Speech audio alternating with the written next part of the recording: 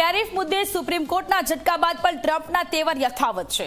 Donald ટ્રમ્પે supreme કોર્ટના ચુકાદાને નિરાશાજનક ગણાવ્યો। ચુકાદો નિરાશાજનક, અમને તેની આશા ન હતી। ટ્રમ્પે આ નિવેદન આપ્યું છે, સુપ્રીમ કોર્ટનો ચુકાદો અમેરિકાના હિતમાં નથી।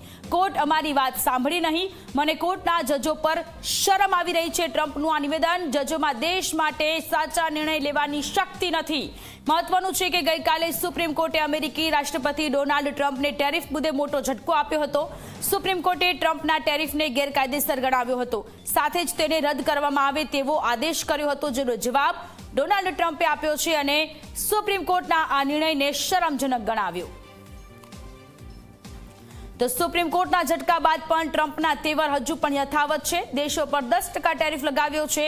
ટ્રમ્પે સુપ્રીમ કોર્ટના ચુકાદાને શરમજનક, નિરાશાજનક ગણાવ્યો છે। ચુકાદો નિરાશાજનક, અમને તેની આશા ન હતી। ટ્રમ્પે આ નિવેદન આપ્યું છે।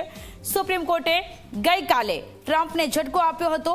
જે ટેરિફ હતું એને રદ કરવાનો નિર્ણય લેવામાં આવ્યો હતો, ત્યારે ટ્રમ્પે નિવેદન આપ્યું છે અને સુપ્રીમ કોર્ટના નિર્ણયની આલોચના કરી છે।